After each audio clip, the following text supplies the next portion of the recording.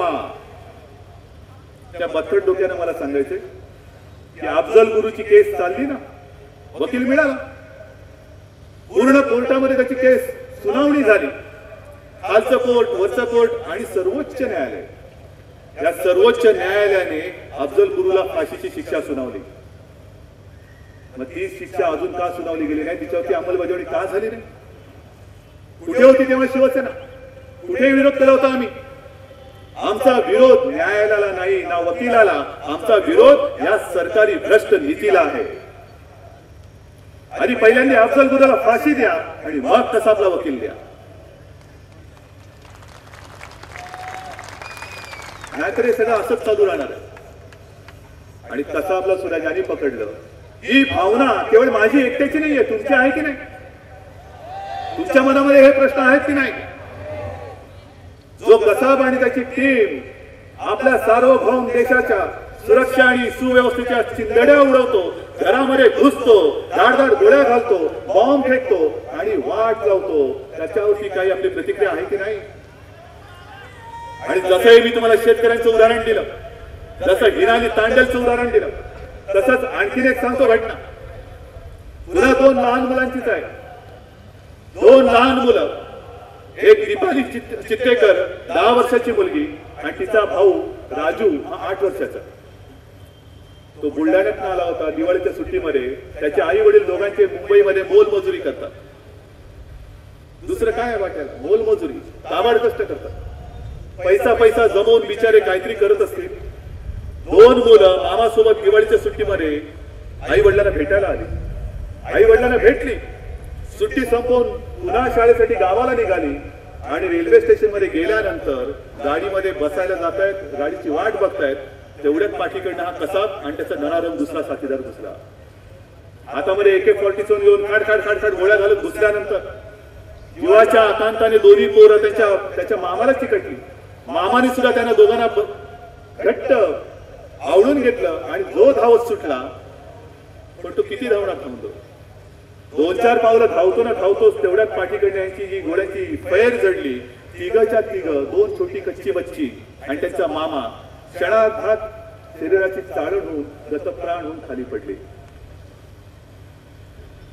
मग कुठेही सरकार, ना शेतकऱ्याला तुम्ही वाचवू शकत, ना शिकणाऱ्या आणि सवरणाऱ्या मुलींना तुम्ही वाचवू शकत, लांब मुंबईमध्ये येऊन मोलमजुरी करणाऱ्या आई वडिलांच्या मुलांना तुम्ही वाचवू शकत नाही. आणि काय तुम्ही देश वाचवता? कसा वाचवणार तुम्ही देश? जो विषय तिकडे चाललेला आहे की खरा लोहपुरुष कोण, मनमोहन सिंग का लालकृष्ण अडवाणी? मी म्हणतो खरा जर का पाषाण पुरुष असेल तर ते आहेत डॉक्टर मनमोहन सिंग. हे काय झालं नवीन? उद्धव ठाकरेंना वेळ लागलं. काल तुम्ही लालकृष्ण अडवाणींना पाठिंबा दिलात आणि आज एकदम अचानक मनमोहन सिंगना पाषाण पुरुष म्हणता.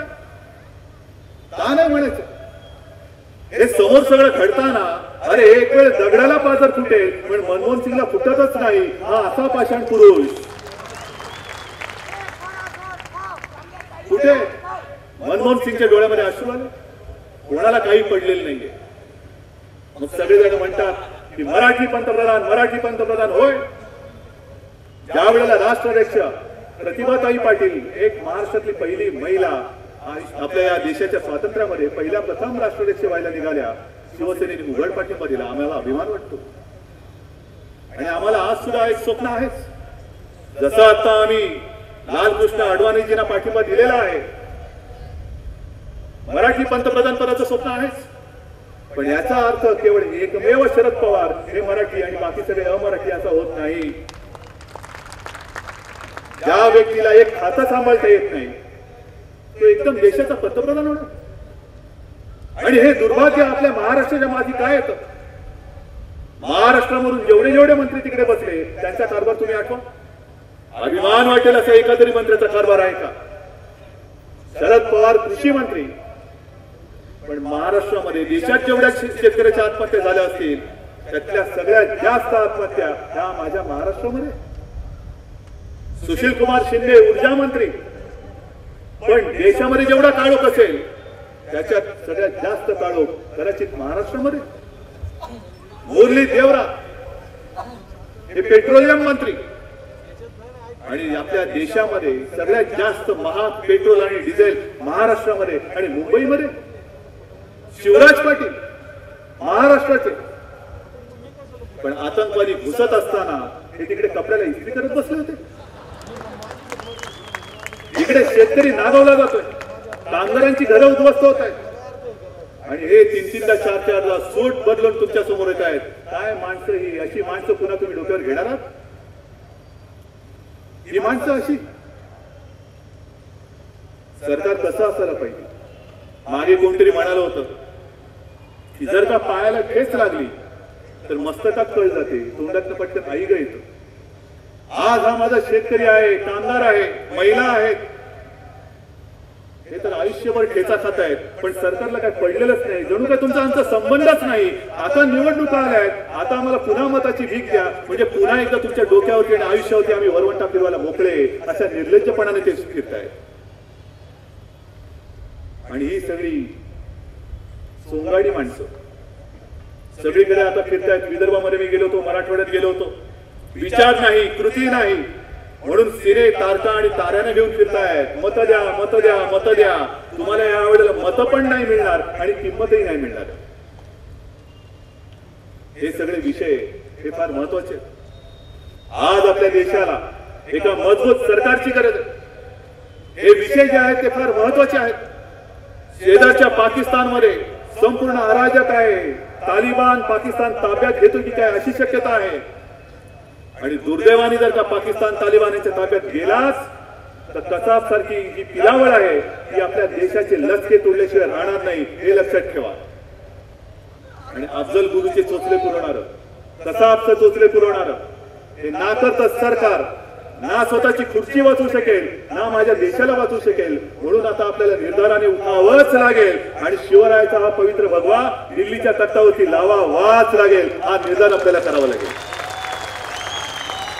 आणि म्हणून माझी खात्री पटलेली, ज्या वेळेला मला पत्रकार विचारतात की उद्धवजी या वेळेला तुमचा काय अंदाज आहे, मी त्यांना सांगतो कदाचित न जाणो चमत्कार होऊ शकेल. या वेळेला शिवसेना भाजपा युतीला सोबत शेका पक्ष आहे, समाज परिवर्तन आणि बरेच सगळेजण जोडलेले शेतकरी संघटना आहे. न जाणो चमत्कार झाला तर महाराष्ट्रामध्ये 48च्या 48 जागा आमची युती जिंकल्याशिवाय राहणार नाही. आणि मगाशी मला तलवार दिली, मी ती तलवार आपल्या उमेदवाराला दिली, कारण लढाई ते करताय. तलवार दिलीत तुम्ही, एक प्रतीक आहे. हा शिवरायाचा रायगड आहे. रायगडमध्ये तलवार हे फार शुभ संकेत आहे. पण आत्ताचं जे युद्ध जिंकायचंय याला तलवारीची गरज नाही. फक्त एक बोट, तुमचं एक बोट तुमचं भविष्य बदलून टाकेल. फक्त ते तुम्ही बरोबर वापरणार आहात की नाही हे तुम्ही ठरवायचं. जे मी बोलतोय हे जर तुम्हाला मान्य असेल तर तुम्ही मला हात वर करून निर्धाराने सांगितलं पाहिजे, होय आम्ही निर्धार केलेला आहे. काँग्रेस किंवा राष्ट्रवादीवाल्यांनी किती पैसे आमच्या समोर आणू देत, आम्ही त्या पैशाला शिवणार नाही, हा आमचा निर्धार आहे. सगळ्यांनी मला हात वर करून सांगा. राष्ट्रवादीवाल्यांनी आमच्या समोर किती दारू ओतू दे, आम्ही त्या दारूच्या स्पर्शाला शिवणार नाही, हा निर्धार मला कळू दे. माझ्या माता भगिनींसाठी साड्या चोळ्या घेऊन किती राष्ट्रवादीवाले येऊ देत, आम्ही स्वाभिमानी आहोत, आम्ही तुमची भीक घेणार नाही, हा निर्धार मला करू दे. आणि निश्चय एकच करा, चला दिल्ली जिंकूया.